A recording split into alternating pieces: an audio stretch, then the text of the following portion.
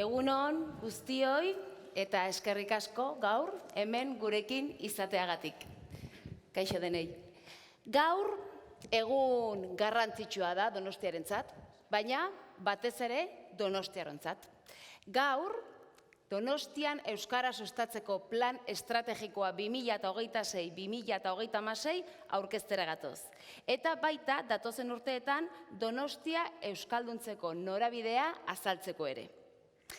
Eta horretarako hiri gisa egin dugun bidea berrikusiko dugu. Donostiak euskararekin egin duen bidea. Eta batez ere, hemendik aurrera elkarrekin egin nahi dugun bidea irudikatuko dugu, Zelore. Barkatu, antolakuntzatik esan didate ez zuk ere hauek jantzi behar dituzula. Orain? Ez, bihar, ogia erostera joateko. Bai, noski, orain. Lore, bezketako hiekin etorri naiz, hopentsetuta dago, urrea. Look bat da, outfit. Bale, goitik esan didate. Bale, goitik esan badute. Eta, bueno, bai, esai oso mesedez, bideo bat jarri behar dudala, eta bideoa ikusten duten bitartean jarriko ditu dela, bale? Bideo bat jarri behar dula, eta horren bitarten jantziko dituela. Ja, eske... Barkatu, Bai. Ja. Baietz. Baietz zer? Bideon bitarten jatzeko.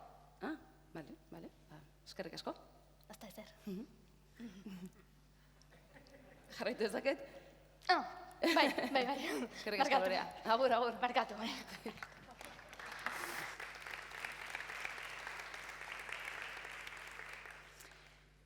Askotan esan dugu Donostia euskararen hiria dela, baina gaur ideia hori ez dugu iraganeko izenburu gisa hartu nahi. Gaur ideia hori berriro piztu nahi dugu. Gaurko Donostiara ekarri nahi dugu. Ai mugikorrak! Norena da? Gaurko Donostiara ekarri nahi dugu. Haindanak izututa hor. Biharko Donostiara begira jarri eta Donostiar guztion artean aktibatu. Az dadila beraz, ekitaldia. Aurrera bideoa.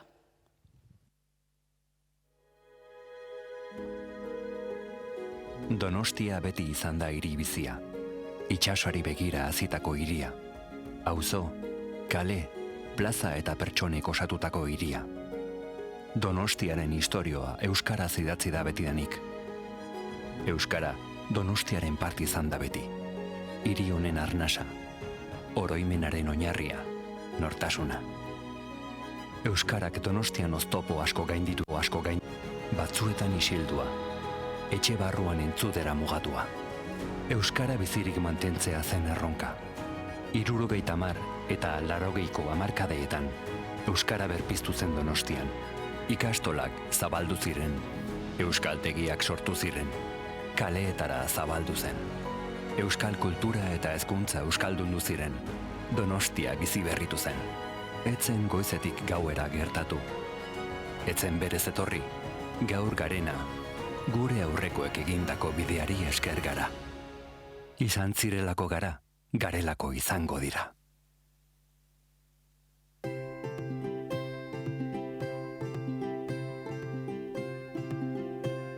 Azken hamarkadetan, euskarak aurrera egin du Donostian. Gaur, Donostiarren bi herenek euskara hitz egin edo ulertzen dute. Inoiz baino donostiar gehiagok euskara hurbiletik bizitute. Baina ezagutza ez da nahikoa. Hizkuntza bat erabiltzen dugunean bizi berritzen da. Entzuten denean, erantzuten denean, lehen hitzean agertzen denean, egunerokoan erabiltzen denean. Donostia aldatuz doa. Garai berrietara egokitzen da. Anitzagoa da.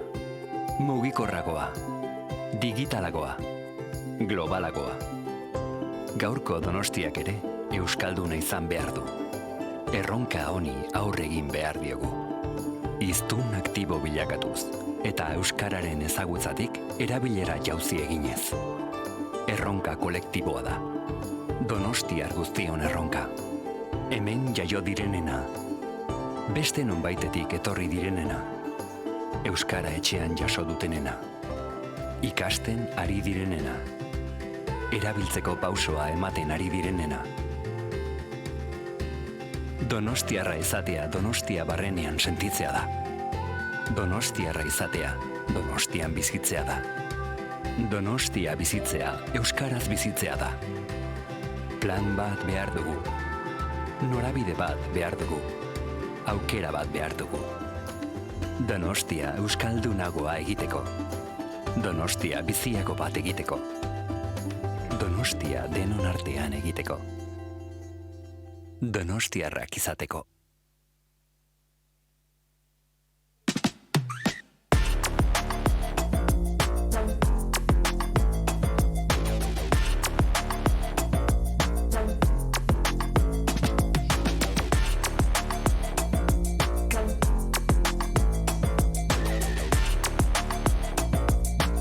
Euskara hitz eginez, Donostiarra sentitzen naiz.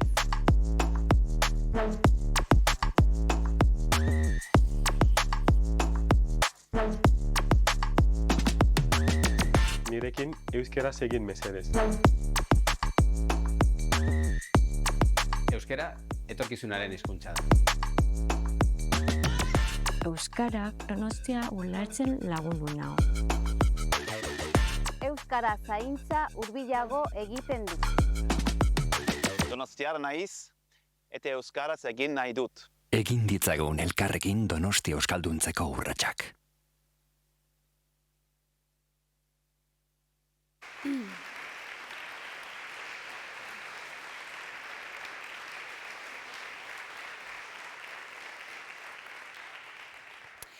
Bideoak ideia argi bat utzi du. Euskara Donostiaren parte izan da, bada eta izan behar du.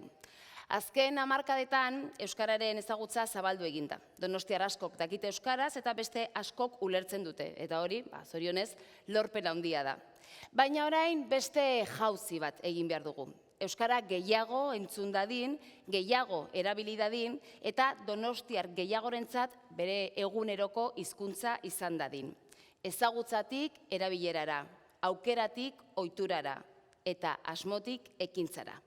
Horretarako, erronka honi aurre egiteko dator Donostian euskara sustatzeko plan estrategikoa. Hurrengo hamarkadetako bide horria, baina batez ere hiri osoari luzatutako gonbita. Eta plan honen nondik norakoak azaltzeko gurekin dugu Donostiako alkatea Jon Insausti. Aurrera, Jon.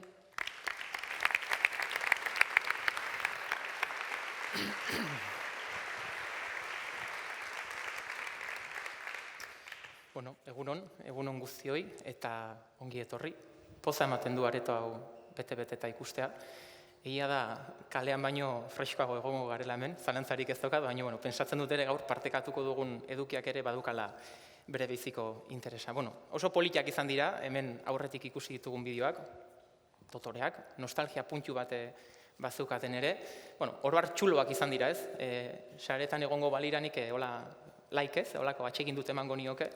Baina, egia da, hemen zaudeten askok, euskalgintzan jarduten duzuenok, euskara normalizatzen, euskara teknikariak, badakizue geure lana ez dela beti horrela izaten. Gordinagoa ere izaten dela, gauzak diren bezala. Azkeneko 6 urtean, alkate ardurak hartu aurretik, euskara eta kultura zinegotzi izan naiz, eta nik gaurko eguna bai aprobetxatu nahiko nukeela, Euskal Herri guztiko euskara zinegotzi, euskara teknikari, eta baita ere oro har euskalgintzari omenaldi txiki bat egiteko. Ze aitortuko dizuet, gaurko egun honetan, neure asmoa dela, plan honek dauzkan nondik norakoak aurkeztea, baino nire asmoare bazan hitzaldian maila pixka bat ere altxatzea, ez? Horretarako, pentsatu dut, importantea zala geure egunerokotasunean erabiltzen ditugun horrelako hitz tekniko eta potoloak ere identifikatzea. Eta egia da, biziraupenak beti esaten dula, ez? Sormena piztu egiten zaizuela, egia da euskalgintzan sormen handia badugula, baina batzutan ere eskuetatik jun egin zaigu sormen hori. Zerrenda bat egiten hasi nintzen, gaurko hitzaldi honetan hitz teknikoiek txertatzeko, eta aitortuko dizuet, zerrenda oraindik ez dutela bukatu. Ze, hasi nintzen pixkat arekin, ez? Arnasguneak, importanteak ditugu, arnasgunetatik babesgunetara salto egin dezakegu, edo ariguneak ere baditugu. Eta hor 3 horiek betetzen baldin badituzu, administrazioan lortu dezakezu euskarazko atal izatea. Hemen zaudeten batzuk, horrela zaudete izendatuta. Gero, hitz egin dezakegu, hizkuntza eskakizunari buruz, oso polemikoa dan gaia, edo derrigortasun datei buruz. Hitz egin dezakegu ere, lan hizkuntza edo zerbitzu hizkuntzari buruz. Inkestak egiterakoan Donostiarroi galdetzen digutenean nolakoak garen, komplikatuak gara oso, baina batzuk dira euskaldunak, beste batzuk dira ia euskaldunak, eta zortea duena izaten da euskaldun osoa. Laneko estresa gutxi balitz, etorri zaigu ere estres linguistikoa, gure bizitzara. Ez degula paisaia linguistikoarekin nahastu behar. Itzultzaile neuronala etorri zitzaigun, bizitza erraztera, baino adimen artifizialak irentsi egin du bapatean. Euskaraldia etorri zitzaigun, Aho Bizi, Belarri Prest, korrika kulturala ere hortxe daukagu. Oso gogokoak ditugu geurean, euskara zerbitzuan pilotajeak, dana pilotajen bitartez egiten dugu, euskara normalizatzeko. Ondo ateatzen zaizkigu gauzak, programa bihurtzen dira, baino dena pilotajen bitartez egiten dugu. Auzoetan euskara batzordak dauzkagu, eta zorionez bagera elkartea badugu hori sustatzeko. Euskaltzalen topaguna ere badugu, Euskalgintzaren kontseilua, oldarraldia, baino guk hobe pizkundea, baikortasunetik hobeto egingo diogu aurre erronkari. Herrieta ere egiten digute, nork ez du jaso, behatokiaren gutun bat, herrieta eginez, kexei ere erantzun egin behar zaie, AB ere hor daukagu, AEK ere, sistema eta alternatiboak danok daukagu tokia, Euskalgintzan, zalantzarik ez, ondo informatuak egoteko, eta nahik hemendik ikusi dut, Irutsulo, Gaztezulo, enpresa bidea ere hor ditugu, informazio zorrotza eta zehatza jasotzeko, izen handiak, Euskalgintzan, Kike Amonarriz, Jon Sarasua, Jurre Baso, gure barruak astintzeko, eta gero dauzkagu programa eta ekimen mordoxka bat. Lehenitza euskaraz, Donostia antzerkisaria, importantea oso, kursoan zehar aurrak aparkatzeko parketarrak ekimena, orain uda partea datorrela, oporretan euskaraz, eskaintzen dugu ere, trebea denak daukagu ere bertxotan, ke es metodologia, ke es, hau da, kirol eta entrenamenduetan euskara sustatzeko plana, importantea ere, hemen gainera asko ikusten zaituztet, kirol mundutik etorri zaretenak. Bestalde jarraituta, ongi etorri DBH-era, urte zaiak izaten dira eta, eskolatik antzokira, eskaintza intensua nahi duenak, hortxe dauka, bilintzen menda, berari asko ikastaroak, jakina, hemen ikusi dituzuen kolektibo guzti hauek euskalduntzeko, eta ekimen importantea, bideoetan ere azaldu dana, euskaraz barra-barra.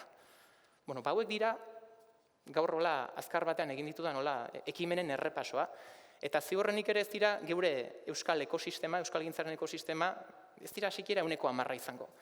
Beraz, ez dut imaginatu nahi, datozen 10 urte hauetan, zenbat gauza sortu behar izango ditugun, euskara normalizatzen jarraitzeko. Eta, umorea umore, hor dago, baina nik aurko egun ere aprobetxatu nahiko nuke azpimarratzeko, gaur urrats bat aurrera egingo badugu izango dela, aurretik askok ibili egin dutelako. Eta gure 10 urteko lan premisa, haiek ibilitakoaren gainean eraikin nahi dugu, zalantzari gabe. Esan bezala, 2026-2026 plan estrategikoa dugu gaur aurkezteko, eta guretzat plan bat baino gehiago hau ibilbide bat edo ardatz bat da. Jarraitzeko horrelako brujula edo lan ekimena. Eta aurretik aipatu bezala, hau ez dugu guk bakarrik egin, eta ez dugu bakarrik egingo. Egingo dugu erakundeekin, egingo dugu ikastetxekin, kultura elkartekin, kirol elkartekin, merkatariekin, enpresa pribatuekin, gizarte guztiarekin erabat. Sarak aipatu du, askotan esaten dugu, horrela sinisten dugulako, horrela pentsatzen dugulako, baina egia delako Donostia euskararen hiria da. Eta euskararen hiria izaten jarraitu behar du. Horrela da, ze Donostian 3 pertsonetatik 2 euskaraz hitz egin edo euskara ulertu dezakete. Hau da, 146 gara euskaldunak eta 121 ia euskaldunak. 84.000 personak daukate Donostian euskaraz hitz egiteko gaitasuna. Eta horrek ondo adierazten digu, Donostiak euskararekin eta euskarak Donostiarekin lotura sakona eta zuzena duela. Eta hementxe, Donostian eman dira euskalgintzaren inguruan mugarririk handienak. Hemen sortu zen lehendabiziko ikastola, Donostian. Lehendabiziko bertso txapelketa hemen, Donostian ospatu zen, edo bestalde, kulturari lotutako mugarri handienak ere Donostian bertan ospatu izan ditugu. Honek iraganetik orainera ekartzen gaitu, baina honetan guztian beti egon da zerbait presente. Eta hori da Donostiartasuna, Donostiarra izatea. Ez da bakarrik hiri bateko hiritar izateko eta bizitzeko modu bat da. Familian, etxean, lantokian, kirolean, kulturgintzan, merkatariekin, zure egunerokotasunean. Eta horretan guztian, beti egonda presente, donostiartasun horretan, euskaltasuna. Eta geure asmoa da, donostiar zarela esaten duzunean ere, euskaldun izango zarela ere aipatzea. Iraganetik orainera, zein da gaur daukagun argazkia, zorionez, Donostian ezagutza asko zabaldu da. Asko zabaldu da, eta Donostian, inkesten arabera, alaxe esaten digute, donostiarrek, 67% euskaratik gertu bizi du bere egunerokotasuna, bere bizitza. Hori abiapuntu potentea da, baina gauzak argi esan da. Hori da hemen iraganean apustu sendoak egin zirelako. Herri honek erabaki zuen, duela hamarkada batzuk, bere gizartea euskaldundu egingo zuela administrazioaren bitartez eta hezkuntza sistemaren bitartez oro har. Eta horrela izan da urte askoan.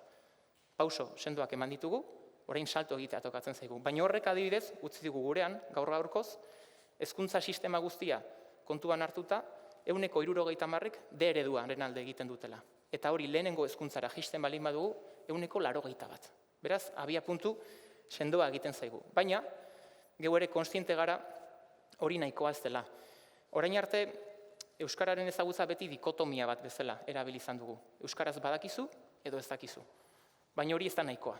Guretzako gaitasuna euskaraz eroso aritzea ezinbestekoa da. Ze euskaraz jakin dezakezu, baina zure gaitasuna nahikoa ez baldin bada aurrez aurre duzun erronka sozialari aurre egiteko, zuk ez duzu euskararen autu egingo. Azkenean beti jotzen duzulako erosoen zauden hizkuntzara. Eta guri tokatzen zaiguna, eta plan horrek horrela jasotzen du da, euskaraz eroso sentituko diren hiztun gehiago sortzea datozen hamarkadetan. Eta datuek harlaxe diote. 67%k bizi du euskara gertu, egunerokotasunean. Baina kale erabilerara jaisten baldin badugu datu hori, 15%ra jaisten da datua. Beraz, geure asmoa bada, eroso sentitzen diren hiztunak edukitzea, eta euskararekin gozatu eta errex partekatuko duten hiztunak lortzea. Eta hori ere, euskaldun oso konsideratzen garen hoi, geure izaera horrela identifikatzen dugunei, tokatzen zaigu ere geure txipa aldatzea. Orain arte ere oso exigenteak izan gera beti, euskara etzekitenekin edo ikasten ari zirenekin. Egia da azkeneko urtetan, exigentzia hori txalotzera pasa garela. Agurire tokatzen zaigu geure txipa aldatzera.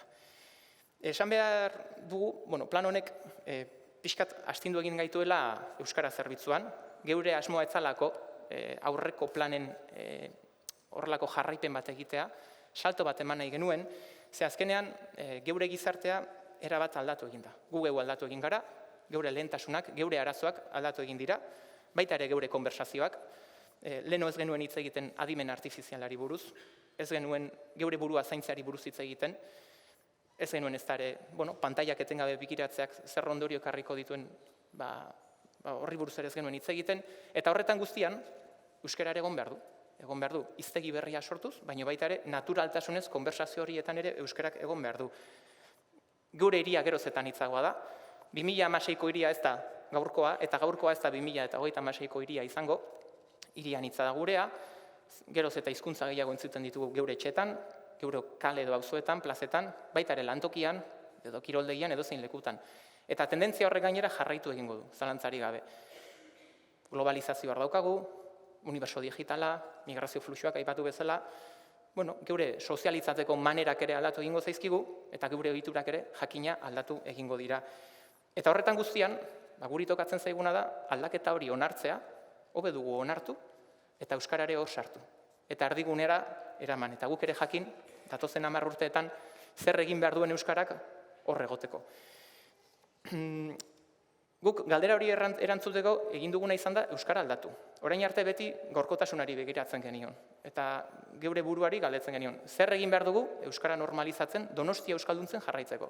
Eta hainbat lan ardatz, ekintza, helburu ateratzen zitzaizkigun. Eta horien egindako ariketa beste bat izan da.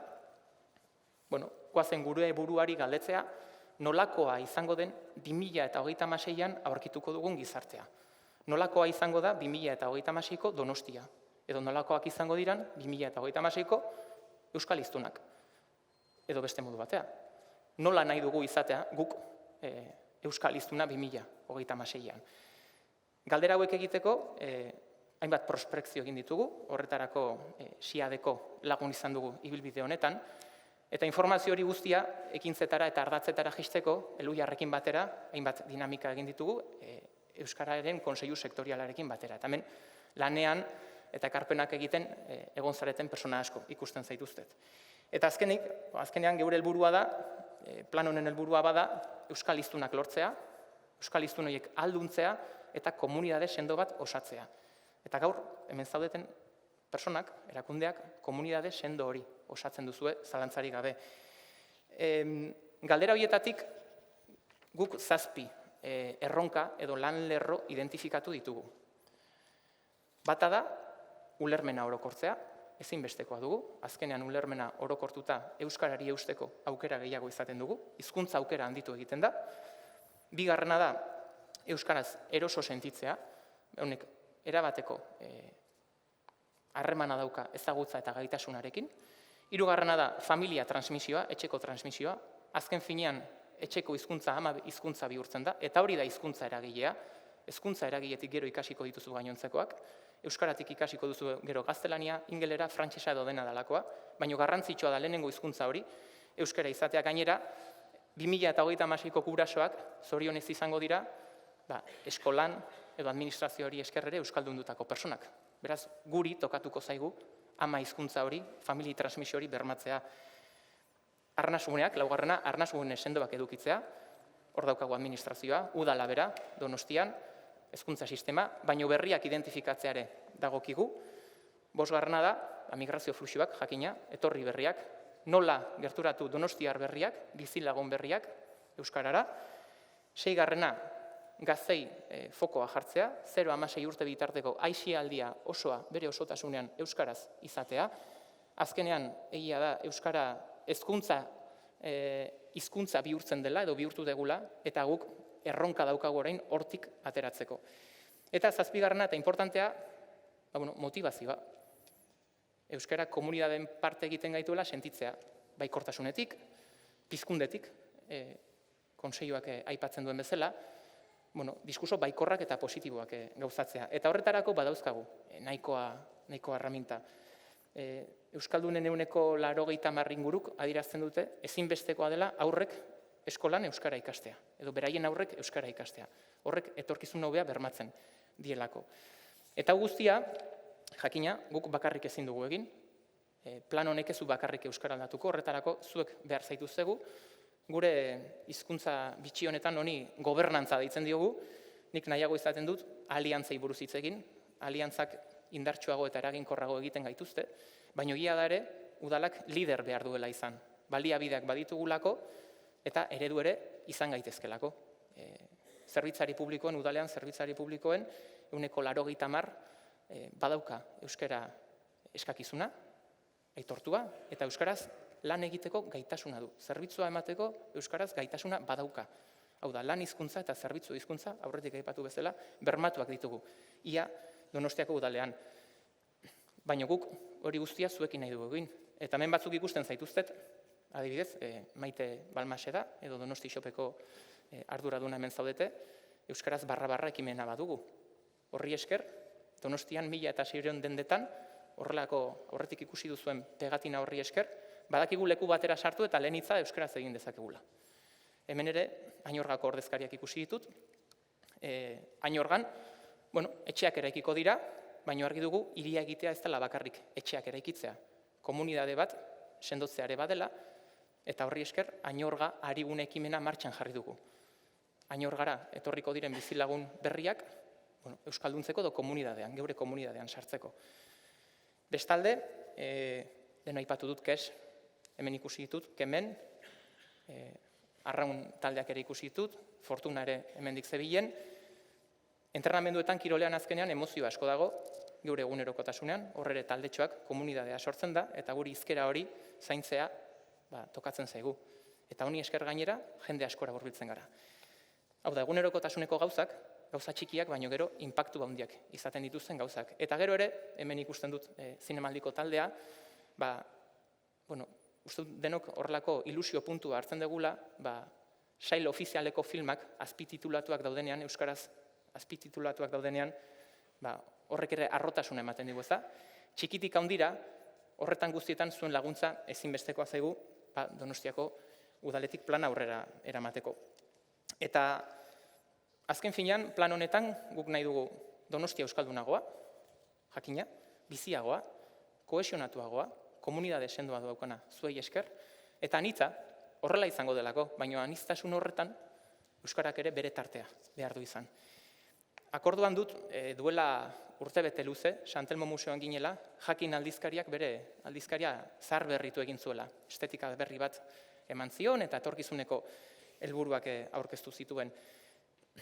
Banatzen zuten merchandising edo opari guzti hauetan zehar, hainbat esaldi zeuzkaten horrela idatzita, eta horietako bat Katixa Agirrerena zen. Berak zioen edo idatzita dago, kontatzen ez bazara, kontatzen zaituzte. Horregatik da importantea geure burua behin eta berriz kontatzea. Ezinbestekoa da, geure iragana behin eta berriz kontatzea, ezinbestekoa da ere, jakina, oraina kontatzea, baina datozen 10 urteetan ere, nor izango garen edo nor izan nahi dugun kontatzea ere ezinbestekoa. Izango da guretzat, Donostia euskalduntzeko. Eta Donostia euskalduntzeko, esan bezala, gaur urratsak eman nahi ditugu, eta urrats guzti horiek zuekin batera eman nahi ditugu. Neri hemen utzi dizkidate, alpargatak, kontua danik 46 daukadala, ez da oin erraza, ez ditut jantziko, oingoz, baino zalantzarik ez daukat Donostia euskalduntzeko bidean topo egingo dugula. Beraz, eskerrik asko guztioi, eta bidean ikusiko dugu elkar.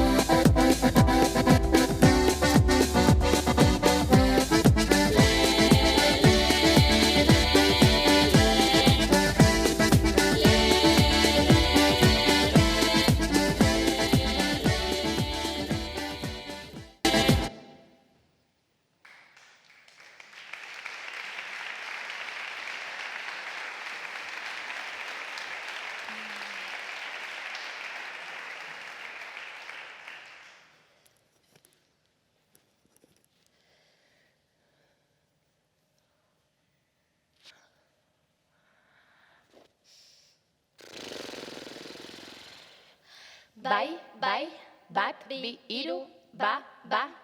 Ongi etorri ekitaldira. Donostian Euskara sustatzeko plan estrategikoa 2026-2036. 2026, tokitan da hori oraindik. Puf, ez pentsa.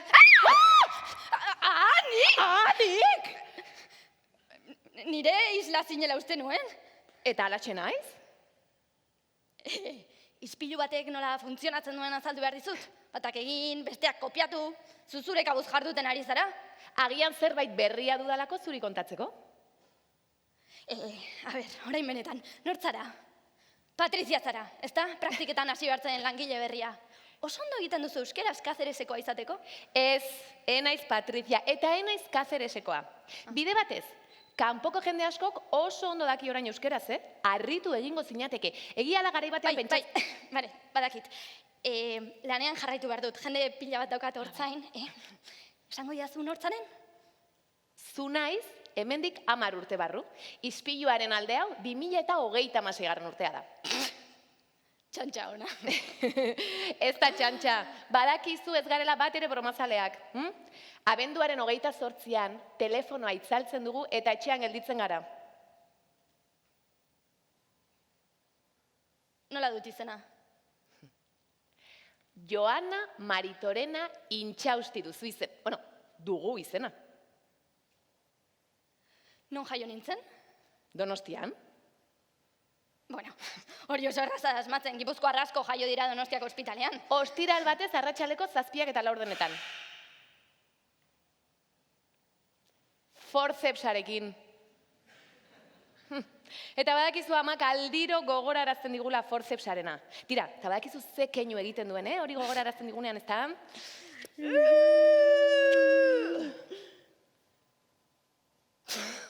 Ai, ama. Bale. Eta zertara etorri zara? Ba begira, ideiarik ere ez dut. Ai, agian zure gogoak inkontzienteki deitu nau? Egia esan azkenaldian asko pentsatzen ari naiz 2026 urtean. Plan estrategiko bat aurkeztu behar dugu gaur bertan, datozen 10 urteetan burutuko dena. Udalean egiten dut lan. Bai, badakit. Bueno, ja, zuk ere bai. Ez, ni ja ez. Ez? Bota egin zaituzte? Naute? Gaituzte? Utzi egin dugu.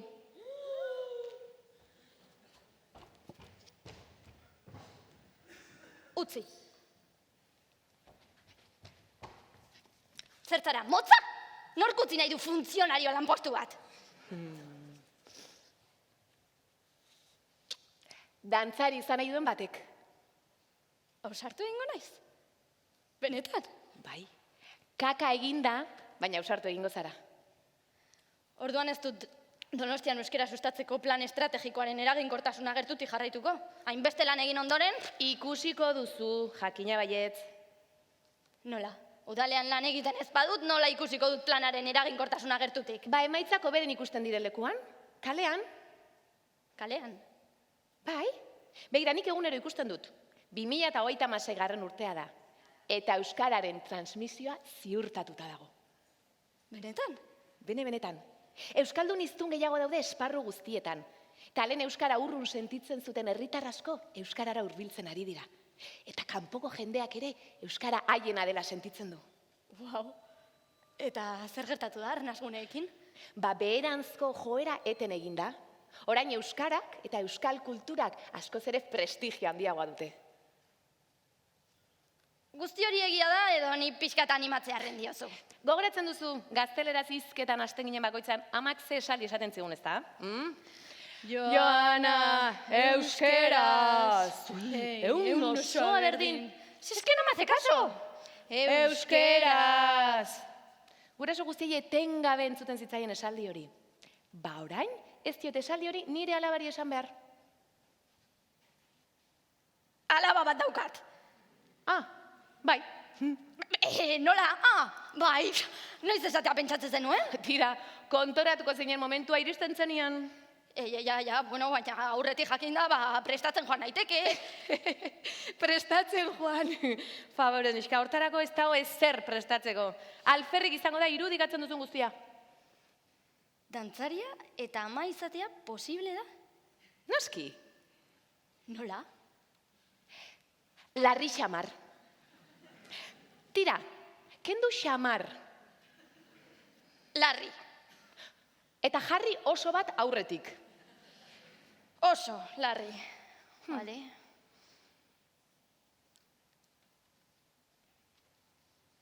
Zoriontsu zara? jarri oso bat horri ere. Oso zoriontsu. Urduri zaude, Pixkat. zergatik? Datorkidanagatik. Badakizu niretzat oso garrantzitsua dela alaba Donostia Euskaldun batean hasiko dela pentsatzea. Badakit. Itxaropen pixka bat eman ditzu entzuteak. Joana, oso harro nago zutaz. Egiten ari zaren saiakera bakoitzaz. 2026an nian naiz, 2026an zu hori izan zinelako. Itxaro idazu, ze zure gana noa. Harro nago zutaz. Harro nago zutaz. Harro nago zutaz. Harro nago zutaz. Harro nago zutaz. Harro nago zutaz. Harro nago zutaz.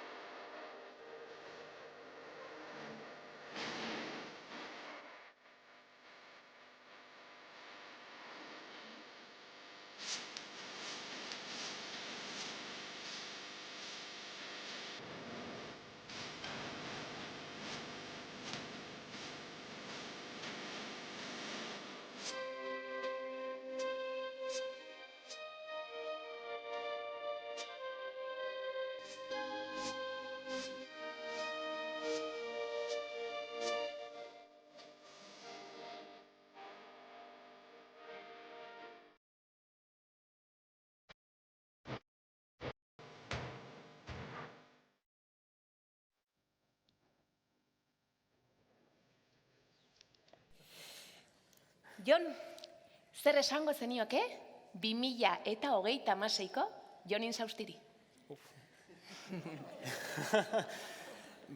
Esango nioke, adituek ala diotez, 2026ra jartzeko ondo elikatu behar garela, mugitu egin behar garela, eta geure burua zaindu egin behar dugula, euskarare akaso ondo elikatu, mugitu eta zaindu egin behar dugula, eta horretarako gaurko ekitaldi hau urrauts importantea izan dela. Eskerrik asko. Eta zue guztiok? Zer esango zeniokete 2026ko zu horiei? Pentsatu eta hausnartu.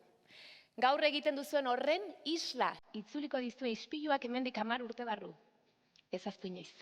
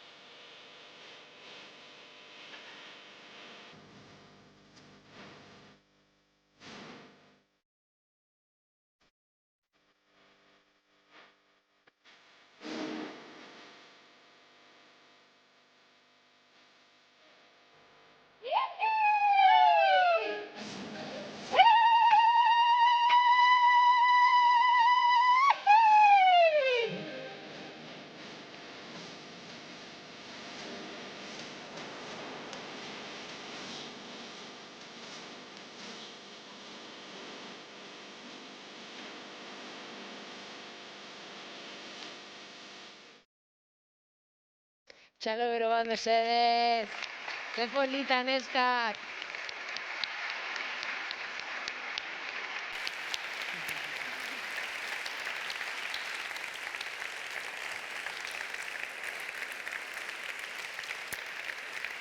Umoretik eta emozioetatik ere mezu asko eman daitezke eta gaur argi geratu da euskararen erabilera eguneroko egoera txikietan jokatzen dela. Lehen hitzean, keinu batean, denda batean, lagunen arteko elkarrizketa batean edo dakienari erabiltzeko aukera ematean. Hor egiten da Donostia, hor egiten da euskara eta hor egiten gara donostiar. Plan honek dio Donostiaren euskalduntzea ez da pertsona bakar baten, erakunde bakar baten edo sektore bakar baten lana. Eragile publikoak, euskalgintzak, ikastetxeak, kirol klubak, kultur eragileak, merkatariak, udal zerbitzuak, auzoak eta herritarrak denok egiten dugu.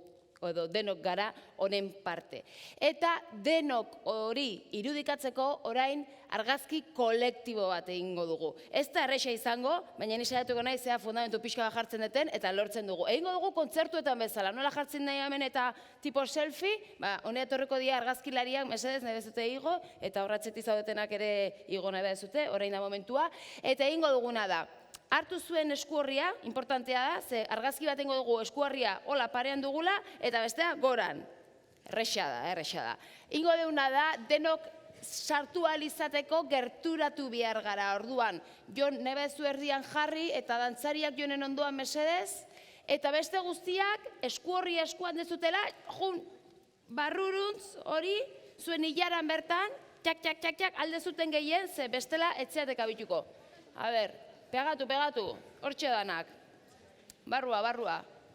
Hori da, alde zuten gehiena. A ber, argazkilari... Handikan pixka geixo posible bada. Horti bai, hori. A ber, zemuz orain. Arrapatzituzu edo beharrezu? Edo pixkatatzeago jarri igual. Bai. Eske ja oso peguta da ere. Naroa ze, Naroa etzea jarri behar? Bai, gaude gutxo gara bera? Venga, bai, nimentxe jerko nez. Ez bera izatatzen, ez importa. Baina, eskuorriak oin hemen. Hemen. Petxuan. Venga, jarri. Nik ezakat. Hemen etzen jarriko naiz.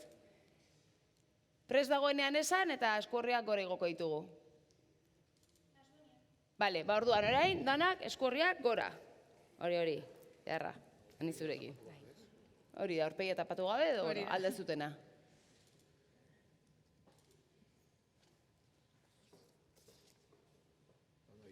Bai, isilik.